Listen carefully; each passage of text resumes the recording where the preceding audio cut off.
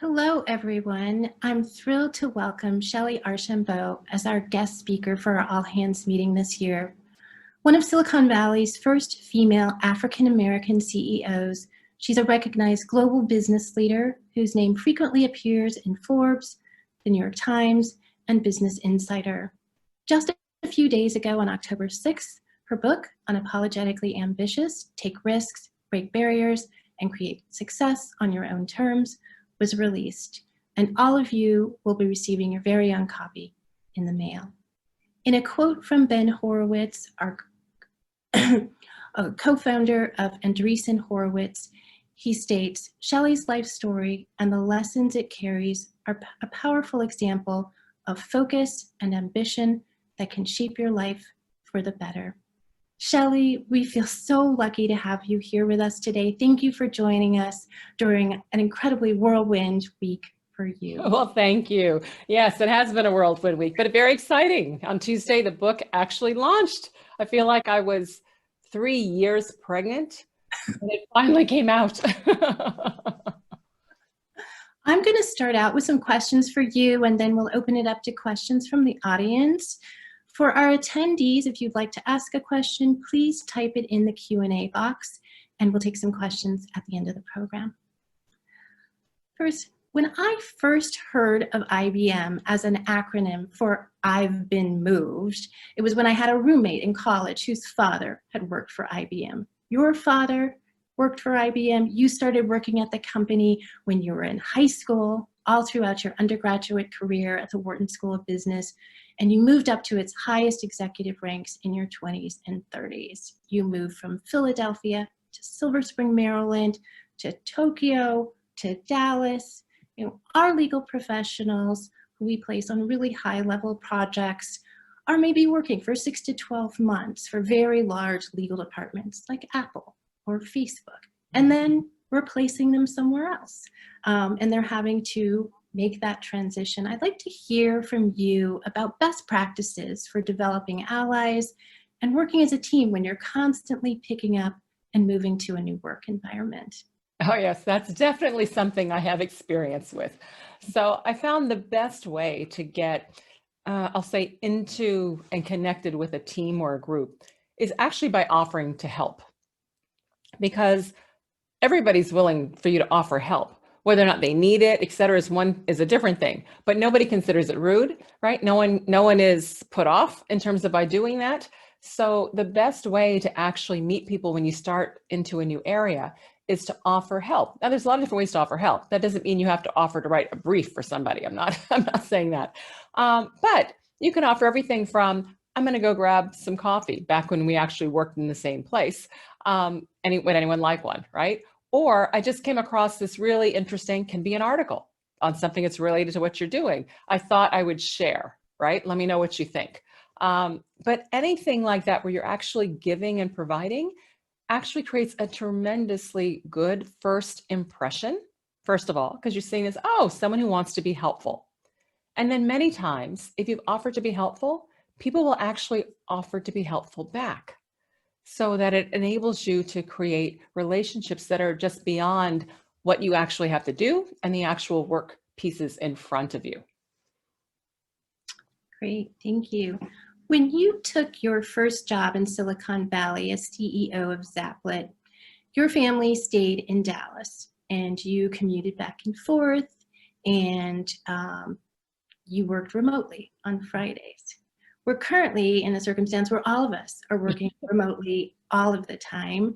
We have some of our legal professionals interviewing via Zoom, being onboarded remotely, and working for many months for hiring managers and colleagues who they've never met, may never meet in person.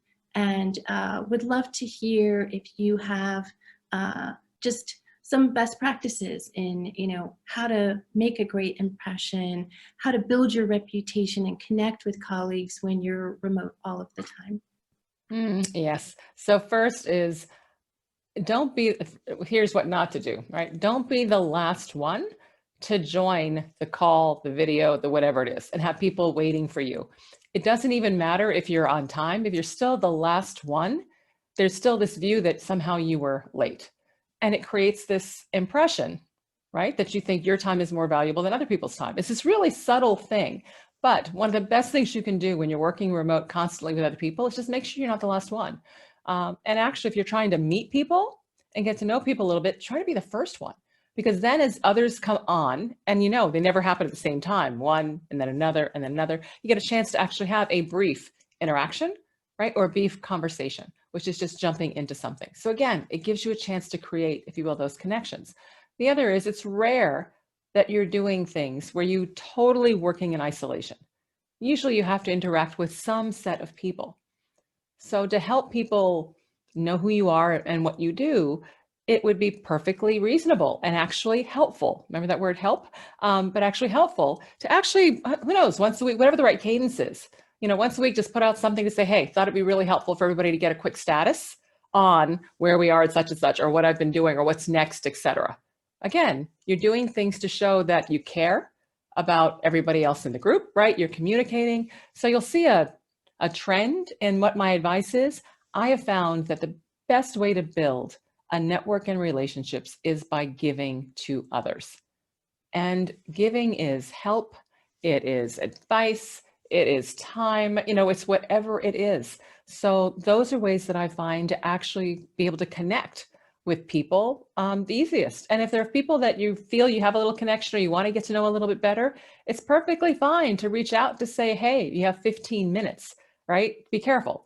15 minutes is a great amount of time because it's small enough that people don't have to think about, oh, can I really give them an hour, right? Or can I really give them half an hour? 15 minutes, most people can find 15 minutes someplace. But you can ask for that 15 minutes to actually have a quick conversation, a catch up, right? Or hey, a virtual coffee, whatever it might be.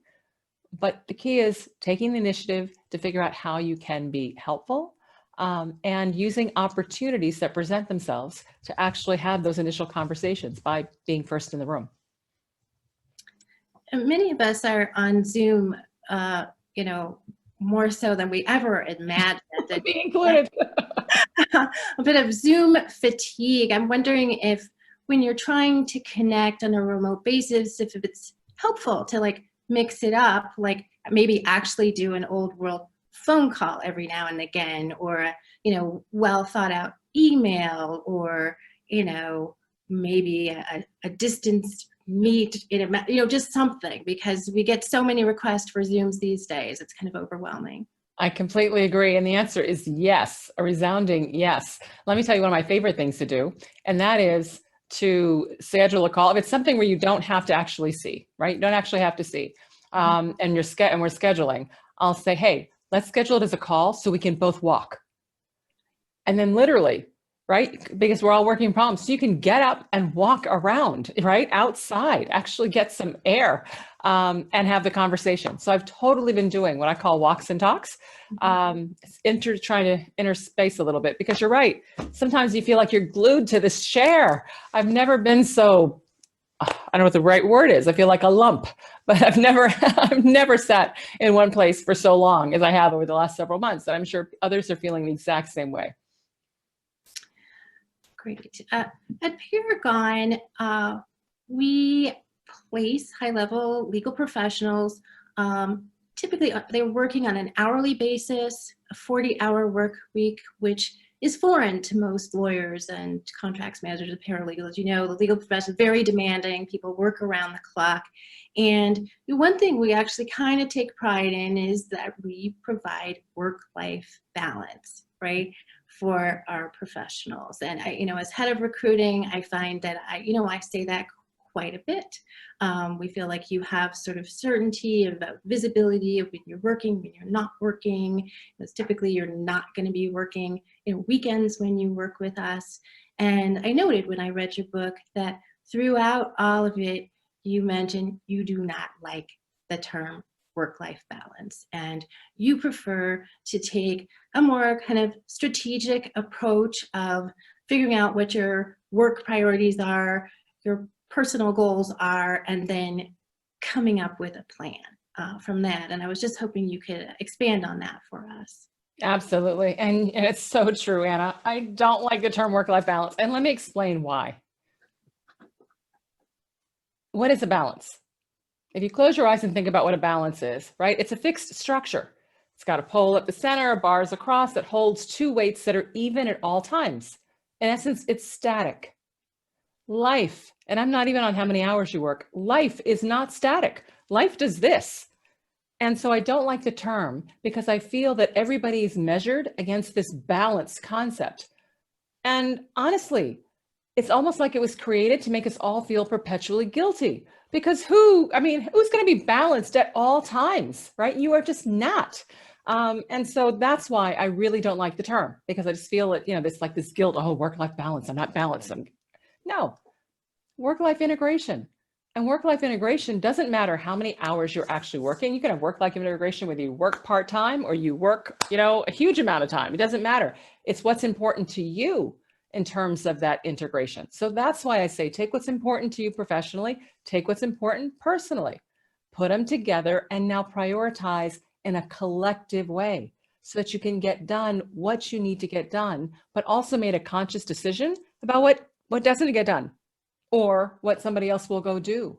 But that's why I believe in work-life integration, because now there isn't this artificial balance at which I'm getting judged by. That doesn't make sense anyway in the lives in which we live. Great. In one of the chapters in your book, you mentioned that you were introduced to Carol Bartz, who is, I think at the time was CEO of Autodesk, which happens to be one of our largest clients. And she shared with you one of kind of like a life hack. I mean, I think all of us are juggling all kinds of things, especially during COVID, and was just hoping you could share that specific little example that she gave. Absolutely. And, this was just the best piece of advice. She and I were meeting for coffee. And once we got beyond the fact that we both had big feet, we both happened to wear size 10 or 11 shoes. It was a conversation about kids. Because when I met her, I was actually doing the commute thing back.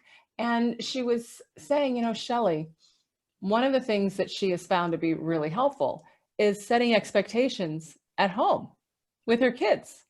She goes, we set expectations at work all the time, right? What do you need from me? When do you need it by, right? Okay, here's what I can deliver, right? We set expectations and then we deliver against the expectations. And yet for many of us, we don't really do that at home. So I was like, that makes so much sense. So now, as an example, my son was a big basketball player. Well, do you know how many basketball games there are? And oh, by the way, it's not like they're all weekends, right? They're Tuesday nights, Thursday nights, Friday nights. I mean, they're all over the place. And so I said, okay, great idea. So I would sit down with Keaton and I'd say, okay, how many basketball games, right, would you like me to make? I travel, I work, right? Which he does know. This is no secret. So what do you think? And then we'd come up with a number. And let's say the number was 15. All right, I'm going to make 15 games. Then I would make sure I did at least 16, if not 17. The key is overachieve.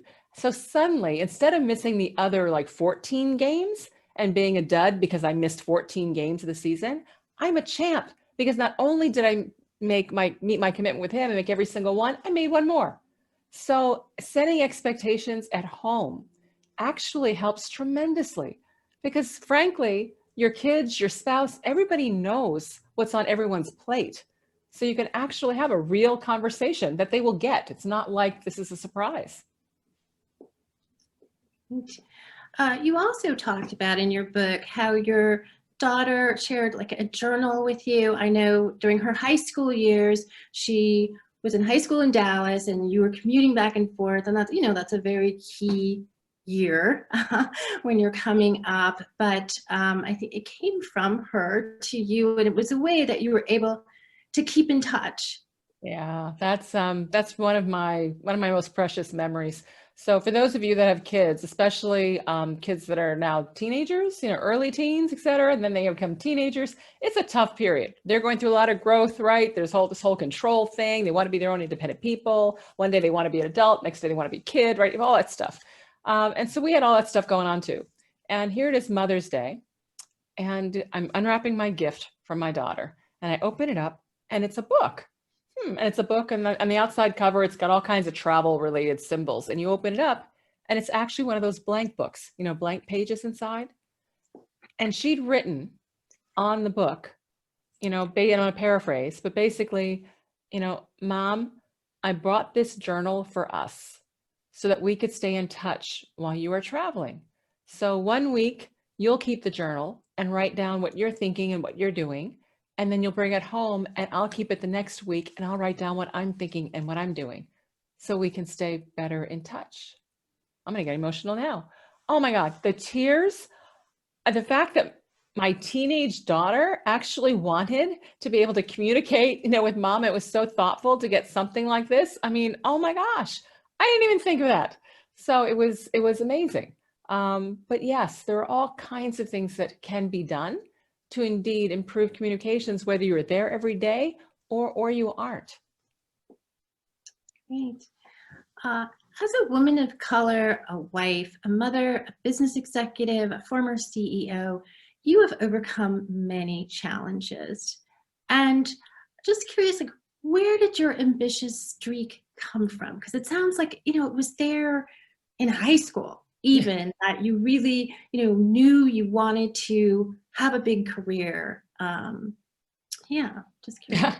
Well, yeah, sure. Well, I'll be candid. I just wanted to be warm. I grew up in a house where my parents never let the thermostat go above 68 degrees. And we lived mainly on the East Coast, even though we moved around a lot, East Coast. That didn't mean it couldn't be below 68, but it just never went above 68, which was freezing. I'm like, how much money do I need to earn to actually keep a thermostat at 72 degrees? So that was part of the ambition. But really where it came from, my parents were crazy in that they had 4 children in less than 5 years. So my baby brother was less than 5 years younger than me. So we grew up very close, but also very competitive. And then you couple that with the fact that it became very clear to me as a young Black girl, I was the eldest, growing up elementary school in the 60s, a lot of racial tension. People made it very clear they didn't think I'd amount to much and didn't really care if I did or didn't, that the odds just weren't in my favor. So if I wanted anything out of life, I was going to have to figure out how to improve my odds and how to make it happen. So you take that coupled with growing up in a competitive environment, wanting to be warm. I mean, all of it. I was just like, if I just do what everybody else does, I'm not going to get anything. So therefore, I've got to figure out how to be intentional. I know the word intentional now. Back then, it wasn't intentional. Back then, what I would do is literally just set goals. I'm like, okay, here's my goal. Now, what needs to happen for me to achieve that goal? And then how do I make it happen? And that's literally the mental process I've gone through my entire life. Set a goal, do the work to figure out what needs to be true to achieve it, and then make it happen, put a plan in place with a timeline, and then execute. And honestly, reason I wrote the book that you're referring to is because I'm trying to share with others that there are actually a lot of tools and ways to think about things to actually improve your own odds to get what you want out of life and to achieve your ambitions. Well, it sounds like even in that very first job at IBM when you were in high school, that you had the wherewithal as practically like an intern to say, okay, I'm new and I'm going to just, reach out to people, introduce myself, cold calls to people, from a teenager, Yeah, well, I have to put that in perspective, Anna, right? So here's the story. So I've decided, I had a fateful conversation with a guidance counselor. That obligatory junior year in high school, most students have to meet with a guidance counselor to talk about, are you going to college? Are you going, the trade route? What are you doing? And I said, well, I want to go to college so I can get a job. And she said, well, what do you want to do? And I said, honestly, I don't know. I just want a job that I can keep the thermostat at 72 degrees. And she said, well, what do you like to do? And I give her a lot of credit. And I said, oh, I like my clubs. I mean, I'm in the French Club, American Field Service, National Honor Society, I'm in the Girl Scouts. I mean, whatever I'm engaged in. And then what I really like is running them. And I'm president of this and vice president of that. And that way you get to choose what you do and you get to pull people together and lead. And I just liked all that. And she said, well, running a club is just like running a business. Pull people together to a common mission and go get things done. And I said, done. I'm going to go run a business. So I looked around and it turned out the people that run businesses are called CEOs. So I said, okay, I want to be a CEO. Literally at 16, I decided I wanted to be a CEO. So I now had a goal. Now I had no idea what that really meant, but now I had a goal. So when I show up at IBM, I've now got a summer job right before I start at Wharton. And I'm literally filling in for secretaries. And they were called secretaries back then. It's over the summer. As secretaries took vacation, I covered their desk, right, et cetera. And when I was hired, the supervisor asked me, oh, you're going to Wharton, what do you want to do? And I said, well, I want to run a company one day. And she said, oh, aren't you ambitious? And I'm like, yes. But then she said, well, while you're here, you should talk to people about what they do. There's a lot of different roles. I was in a headquarters operation for IBM for one of their divisions. And I said, okay, but I don't think she meant for me to do what I did. I'm sure she meant as I saw people to ask them. But what I did was, here I am, I'm sitting in for secretaries that are supporting executives because they're the ones that have secretaries. And I have the directory for the whole group. Well, I just flip through the directory and say, Senior Vice President of Global Supply Chain. I wonder what they do. And literally call them up. Hi, my name is Shellye. I'm here for the summer. I'm going to Wharton. And I want to understand what you do because I'm trying to figure out what I want to do in my career. All right. Really audacious, right? It didn't even occur to me how ridiculous that was. It's almost like I didn't know any better, right? She said, do. I said, okay. But you know what happened?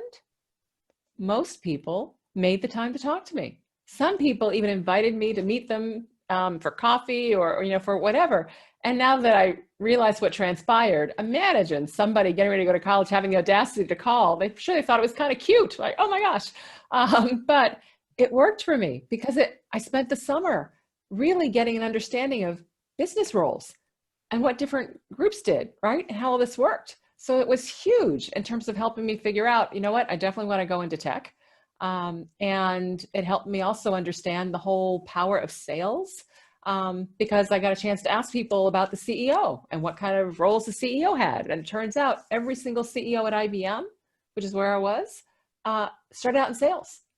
So when I graduated from Wharton, I started out in sales because I figured that was the path to power, even though people thought I was nuts to do it because they were all going off to be investment bankers and pre-law and all these wonderful things. And I'm going to go sell computers. Wow. And the decision to go to Wharton, you applied to one school. Right. True. Yeah, because, well, back to what has to be true. If I want to run a company and I want to, run a business, then I need credentials because as a Black woman, right, I need as much credential behind me as possible for people to take me seriously. So I said, all right, I've got to go to the top business school. And I picked Wharton because they were the top business school, but especially undergrad. And I was like, ooh, if I go to Wharton undergrad, then I don't have to get a grad degree. And that'll save me, a couple of years and a few $100,000. Well, I mean, that sounds like a plan to me. So literally, it was the only school I applied to. I said, please take me. And literally, after I filled out everything, after I wrote my essay, everything's done. I literally wrote right on the front. I said, please take me. I don't want to go anywhere else. I'm not applying anywhere else. Now, fortunately, I was also a very good student, but they took me. And your undergraduate major was in? Economics. From Wharton, you get a degree in economics, but you pick concentration. So my concentrations were marketing and something called decision science, which I only picked because it was the only concentration that required computer skills. So I actually had to take a couple programming courses, et cetera. And I figured if I wanted to get into tech, I wanted to at least get some knowledge and understanding about this whole world of programming and how software worked, et cetera. So that's why I picked it. Well, many of us here in this virtual room today are sitting in our homes in Silicon Valley. Oh. And as many of us know, there's a real sort of focus on youthfulness here. And it's, it's the place where, the person, they drop out of college, found a company, it goes public. By the time they're 30, they're like, mega millionaire and they are made it, And, I was wondering if you had some words of advice for people who are feeling a little bit like, oh, it's hard to be, ambitious at this stage, like what could I possibly do? Certainly. So first, a couple things. One, I didn't even get to Silicon Valley until I was in my late 30s. So I didn't start this game as one of those 20 somethings. So my view is, honestly, it's never too late. And plus, even though that is the view, studies, the data actually shows the average CEO in Silicon Valley is well into their late 40s. Okay, so it's not, we think everybody's young. Nah, not necessarily. Those are just the ones that get the spotlight, right? They're the ones that get the spotlight, not necessarily what's average. So there's still absolutely plenty of opportunity. And whether it's you want to do something in a startup, right? Or you want to do something in a corporation, or you want to work on building your career. My view is it's never, ever too late to put a plan in place. I have a friend who went back to school, and when I say back to school, she had started out in tech, but honestly, she hadn't gotten her college degree. Well, she went back and finished her college degree she must have been 50s, yeah, in her 50s, and then went on to get her PhD in psychology. She wanted to switch industries while in her 50s. So now she practices psychology, and she's loving it. It's the best thing she ever did. No, it's never too late to go after your ambitions. The good news is we are more youthful in terms of energy and stamina and health than ever before in history. So as long as you've got the energy and the stamina and the health, go for it. Just figure out what it is that you want to do, put a plan in place, and go make it happen. And that's a lot of what the book talks about, is how to do that, and how to do that effectively in a way in which you can improve your odds, no matter where you are. Thank you for that. We have a number of questions lining up in the Q&A, so I'm going to... That's my favorite part. So please ask questions. I love questions. So, okay, let me start out here. Authenticity as a leader comes up a lot these days. What are your thoughts on this? How much of yourself do you bring, especially as a CEO and a board member of such large companies? Oh, honestly, who you see right now, what you see is what you get with me. So I do believe in bringing myself. Now, let me explain that too, right? Because when I say bring myself, you also have to operate in the culture in which you are operating. I mean, if I was working in Tokyo, or if I was working in France, or if I was working in, Brazil, the cultures are very different. So do I change who I am? No, I don't change who I am, but I adapt to the culture to make sure that people will take me seriously, people will understand me, and people will want to follow, right? Things that I'm doing. So you would adapt, if you will, to the culture and the cultural norms, but you still bring who you are. Absolutely. There's no reason to change your values, your beliefs, right? All those things for somebody else. Now, if there's a better way of communicating, there's a different style, right? Those are things that to me are on the edges. Those don't define who I actually am, right, in here and as a person. But I need to communicate in a way that's effective. And how I communicate in the US happens to be a little differently from how I would communicate in Japan. I've lived and worked in Japan. So if you're in a male-dominant environment, sometimes you have to communicate a little differently in that environment than if you actually were in an environment that wasn't, right, male-dominated. So those things. Yes, I believe you need to be authentic to who you are. But at the same time, you need to learn how to operate and communicate in a way that's effective in the culture in which you operate, whatever that culture happens to be. And I'm sure with the kind of business that you do at Paragon, as lawyers, you end up working in companies that have some very different cultures. And therefore, you have to adapt a bit in terms of those cultures. Great. Move on to the next question. I can see where our remote work would make it harder for others that we work with to see our accomplishments or have visibility into the work we're doing. And we're not always great about marketing ourselves. Do you have any tips on how to share these things in a sense of self-promotion in this new remote work context? Yeah, absolutely. I'm so glad you asked that question. So you get the opportunity every single day. What's the opportunity? The opportunity is, Anna, how are you? What's going on? How you doing? Right? We ask that question of our colleagues all the time, even remotely, as you get on, right? You're joining on Zooms, whatever. Hey, how are you? Good to see you, whatever it might be. And typically we answer in ways that say, oh, I'm good, fine, doing great. Well, I'm here to tell you, you're not good, fine, or doing great. What are you? Man, you are excited. You just finished a major brief for blah, blah, blah, blah, blah. How are you doing? Oh, I'm exhausted. After 3 days of negotiations, we finally got everything the client wanted, right? How are you doing? Oh, blah, blah.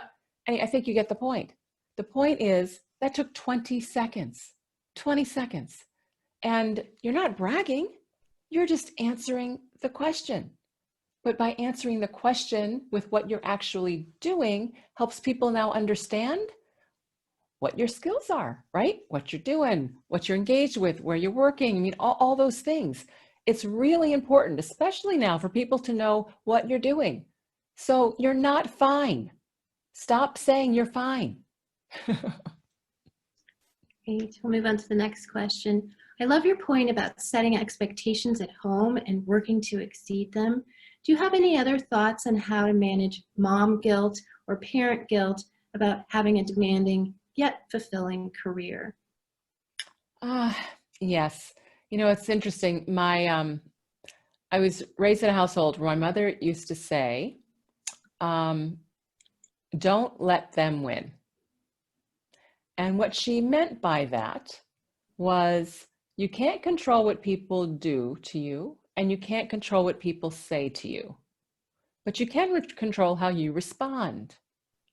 And so if you let them control how you respond, then you've let them win.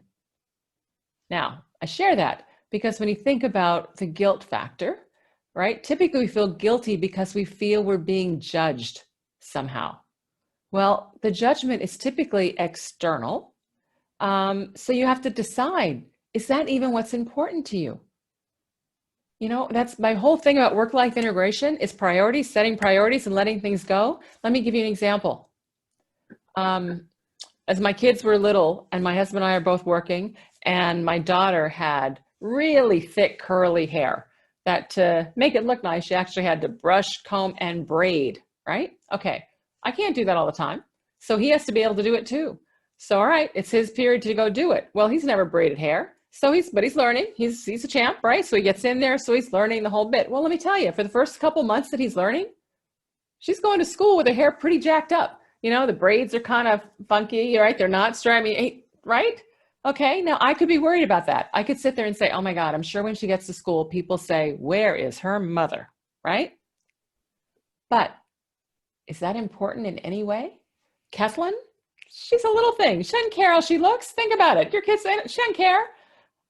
My husband, he's going to learn. And you know what? In a few months, he got really good and the hair looked fine. But if I had done anything to change that, right? If I had said, oh my God, I'll feel too guilty. After he's done it, I'm going to have to redo it and make it look nice. Two things. One, it would have disempowered him, right? Because he would have been like, well, gosh, why did I even try if you're just going to redo it? Two, I'm succumbing not into what's important to me, but to what's important to somebody else, right? So don't let people control how you feel. Don't worry about what's not important. Back to set your priorities, decide what's important, do what's important. But that means there are going to be some things that you're going to have to let go. And letting go means letting go of not only doing it, but then letting go of the guilt. Because at the end of the day, if you're doing what is important to you, according to your priorities and your values, then what do you have to be guilty about? Great. Next question. Do the current events of the world and the current news cycle ever hinder your ambitions, goals? And if so, how do you break free from that feeling? You know, current events and current news absolutely at times can affect how I'm feeling. You know, I mean, after George Floyd and Breonna Taylor, all this stuff was happening, I was just down, right, for days. But does it impact my ambitions or what I'm trying to do? The answer is absolutely not. Because I believe in controlling what I can control. Pardon me, allergies.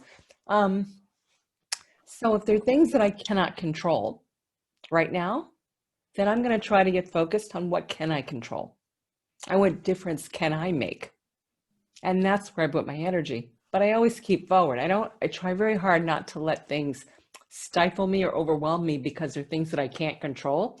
And therefore I feel like I'm stuck, right? There's a whole list of things I can't control, but there's things that I absolutely can. And as long as I'm doing those things that I can control and move forward, then I'm going to keep moving forward. Great. Next question. You talked about being a person who offers to help, which I agree with. But especially as a woman, how do you offer to help without falling into the trap of being the person that everyone just expects to do everything or handle all of the administrative work? Offering to help in a business context is not being the office wife. All right.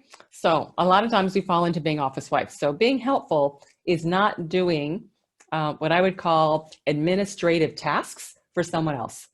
That's not really helpful. I mean, yes, it helps them, but it doesn't help them in a way that shows any value on your side, right? Because frankly, anyone could do that. So being helpful is how do you actually help in a way that is tied to the business aspect of what it is that you're doing. Because you're right, it is absolutely a trap. If you become the person that always, like I talked about, offering to bring somebody coffee, all right, no, you don't do that every day, and you definitely don't do that every week, right? That is a once in a while kind of thing. And hopefully somebody will offer to do the same thing for you. So you don't want to do things that become routine, that are administrative, for sure. So be very careful. I'm so glad I got the question. Be very careful. You don't want to be the one that is always taking notes. You don't want to be the person that is always, and notice the word really is always. All these things you can do periodically. The key is not always. And if you find yourself being asked, like you volunteer to do it once, and then the next time they say, oh, you did such a great job with notes. Could you do it again? And then all you have to say is, you know what? I think somebody else ought to get a chance to do a good job with notes. It's not something I really enjoy doing. I just did it to help out everybody. That's a perfectly way to respond.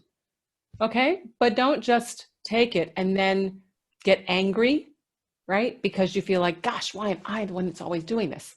So you have to stand up for yourself in a way that is professional and light. You know, I kind of made a joke of it, right? So that others can indeed also participate.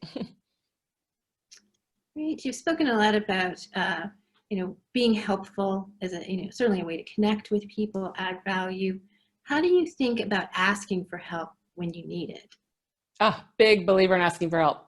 One of the things that I say all the time is if you don't tell the universe what you need and what you want, the universe can't help you.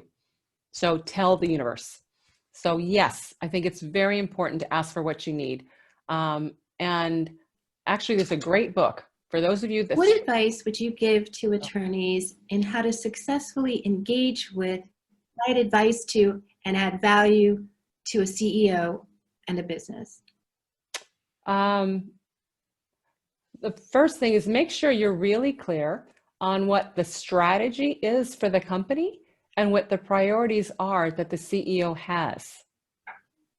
And then look at, once you have that filter, then you can try to work to become a person that can actually provide what I would call the advice, the counsel, the ear.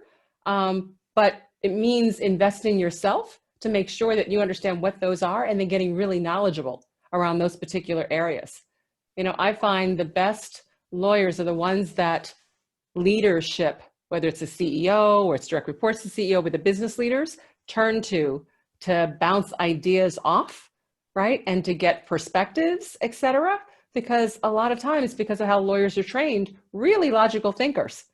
So use that capability to actually, again, provide help by being that sounding board. And how do you first become that sounding board? Same thing. It's like the offer. It's the offer of help, but you have to get yourself ready. So you pick something. So let's say, I don't know, I have to make it up. Let's say one of the key strategic initiatives for the company is international expansion into a particular country. Let's just say that's what it is. Well, go spend time and get really deep in some of the nuances of opening up businesses internationally, right? And then send the CEO an article, right? Or something, things that are written, topics around that, and just say, hey, listen, I was reading this and I thought you might find this interesting because this is a key risk that we ought to make sure we're handling. So what you're doing is you're adding value, but you're showing and demonstrating a skill and a knowledge. And that could open the door for them to then reach back out to you to say, hey, let's talk about that, right? Or I'd like to, get your perspective. Great. Related to the question about authenticity, sometimes vulnerability isn't seen as a positive thing for leadership. How vulnerable is too vulnerable? And how do you strike the balance, particularly as a woman? Yes, vulnerability I think is important because people want to know that you're a real person. In terms of too vulnerable, it's a really interesting question. Um, I think if the level of vulnerability that you're sharing is one that either makes others uncomfortable or makes others lose confidence, then that is too much. And the reason I'm hesitating is I'm trying to think of some examples, and I'm really struggling to think of some examples of people who've actually gone overboard in terms of that way on vulnerability. And I can't come up with any. But those would be my two markers, right? Confidence or uncomfortable. Great. Let's see. I had this one question I wanted to work in here that I didn't get to in the outline, and it was about how the pandemic has sort of affected our lives kind of like no other big crisis. Most of us here have lived through the dot-com bust, 9/11, the financial crisis, economic downturn in 2008, 2009, but in this really weird way, like the pandemic has affected every aspect of how we live our lives, and a number of the things that we do to sort of decompress from a tough day, a hard week, what we do to celebrate the joy in our lives, we can't do during COVID. You can't hop on a plane, take a vacation. You can't go to a restaurant, with your friends and have an amazing meal. You can't even have all of your extended family over or go to the gym. And I'm curious to hear from you what kind of coping mechanisms you've come up with during the pandemic to help you get through it. Yeah, Anna, it is so hard. And I'm an extrovert. I get my energy from people. And as a family, we're scattered to the winds, but we're close. So normally we would gather, 2-3 times a year. We'd come together, and we haven't done any of that. So I totally identify with this question. So what am I doing? Honestly, I'm a gym rat too. And I can't tell you how much I miss the gym. So, and the Peloton app is just not the same. Okay. I'm trying, but it's not the same. So the things that I'm doing are backyard dinners with like friends. So when I say friends, I don't mean a group, like a couple, right? Or maybe two if it's kind of a big setup. So small group, outdoor. I'm doing hikes and walks in terms of outdoor with people. So I'm just trying to choose things that still allow me to get together with people, even though it's a much smaller group than the kinds of things I would normally do, and to plan those in. Because what happens is, especially once I get to today, like a Friday, all week, been working in the house. I've tried to do those walks and talks, periodically for sure. But now I'm just itching to see somebody, right? Even though, yes, I know we see on Zoom, but it's not the same. It's just not the same. So I schedule those. So tomorrow morning, I've got a walk with a friend. I'm doing a backyard dinner, right? I'm doing another walk on Sunday morning. It's a farmer's market, right? So those are the kinds of things that I just try to weave in. And I keep just thinking forward in terms of, I can't wait till I actually get to plan that international vacation, right? Or that whatever it is that I want to do. And I'm driving more than I've probably ever driven. Well, thank you so much, Shellye. We've come to the end of our time with you today. I was able to get an advanced copy of your book and read it, and I found it just so inspirational and full of tons of really helpful nuggets, wise words for all of us. Thank you. And let me just show, this is the book is here. So it's on picture, but it's Unapologetically Ambitious. Take risks, break barriers, and create success on your own terms. And I hope you get a chance to pick up a copy. And if you do, post it and tag me, and I'll respond back. It's like a baby. I want to know where all the babies ended up. Well, thank you so much, and have a wonderful weekend. Thank you very much, and I really appreciate it. Bye-bye, everyone. Bye now.